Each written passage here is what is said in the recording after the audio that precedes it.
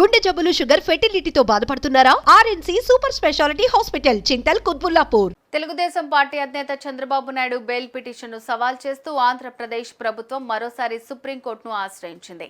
Inner ring road కేసులో చంద్రబాబుకు Andhra Pradesh high court bail ఇచ్చింది. అయితే హైకోర్టు ఇచ్చిన బెయిల్ను రద్దు చేయాలంటూ సుప్రీంకోర్టులో ఆంధ్రప్రదేశ్ ప్రభుత్వం పిటిషన్ వేసింది. ఏపీ హైకోర్టు ఇటీవల inner ring road liquor scam, ఇసుక కుంభకోణాల కేసుల్లో చంద్రబాబుకు ముందస్తు బెయిల్ను మంజూరు చేస్తూ ఉత్తర్వులు జారీ చేసింది.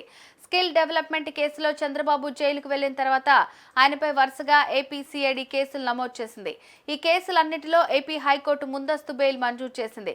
అయితే చంద్రబాబు బయట ఉంటే సాక్ష్యాలు తారుమారు చేసే అవకాశం ఉందని ఏపీ ప్రభుత్వం పిటిషన్లో పేర్కొంది. చంద్రబాబు బెయిల్ రద్దు చేయాలంటూ సుప్రీంకోర్టును కోరింది. ఈ నెల 29న ఈ కేసు విచారణకు వచ్చే అవకాశం ఉన్నట్లు తెలుస్తోంది. ఏపీ స్కిల్ కుంభకోణం కేసులో అరెస్ట్ అయిన టీడీపీ అధినేత చంద్రబాబు రిమాండ్ ఖైదీగా రాజమండ్రి సెంట్రల్ జైల్లో 52 రోజులు ఉన్నారు. అనంతరం ఆరోగ్య కారణాలతో అంటే కంటి చికిత్స కోసం 4 వారాల మధ్యంతర బెయిల్ పొందారు. ఆ తర్వాత రెగ్యులర్ బెయిల్ పిటిషన్ పై ఏపీ హైకోర్టులో వాదనలు జరిగాయి.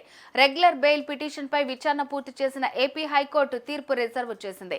అనంతరం తీర్పు వెల్లడించిన ఏపీ హైకోర్టు రెగ్యులర్ బెయిల్ మంజూరు చేసింది. ఇక హైకోర్టు మంజూరు చేసిన బెయిల్ ను సవాల్ చేస్తూ ఏపీ ప్రభుత్వం సుప్రీంకోర్టులో పిటిషన్ దాఖలు చేసింది. ఈ సందర్భంగా పలు ప్రశ్నలు సంధిస్తోంది. బెయిల్ మంజూరు విషయంలో ఏపీ హైకోర్టు తీర్పుపై అభ్యంతరం వ్యక్తం చేసింది.